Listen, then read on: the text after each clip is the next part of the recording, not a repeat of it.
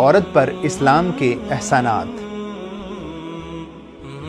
مرد کو عورت کا نگہبان قرار دیا، عورت کی فرما برداری کو عظیم نیکی شمار کیا، عورت پر صرف بھلائی میں خاوند کی اطاعت لازمی ٹھہرائی۔ ساتھ نبھانا مشکل ہو جانے پر بصورت خلا عورت خاوند سے علیحدگی لینا چاہے تو حق مہر واپس کر کے خلا لے سکتی ہے۔ بیوی کے دفاع میں قتل ہونے والے خاوند کو شہید کا رتبہ دے کر بیوی کے دفاع کو اہمیت بخشی۔ عورت پر غلط الزام لگانے والے پر 80 کوڑوں کی سزا سنائی اور آئندہ سے ان کی گواہی ناقابل قبول ٹھہرائی۔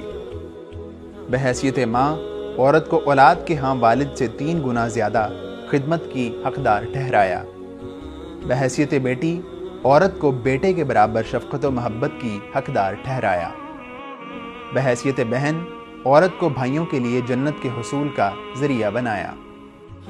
بحیثیت خالہ اور پھوپھی عورت کو عظیم مقام عطا کیا۔ حیض، حمل، نفاس اور دودھ پلانے کی مدت کے دوران نماز کی معافی اور روزے بعد میں رکھنے کی رخصت دی۔ حیا کی حفاظت کرنے کی شرط پر تعلیم اور ملازمت وغیرہ کے لیے گھر سے باہر نکلنے کی اجازت دی۔ شادی میں اس کی رضامندی کو لازم ٹھہرایا۔ حق مہر کو عورت کا حق اور ادائیگی کو مرد پر فرض قرار دیا۔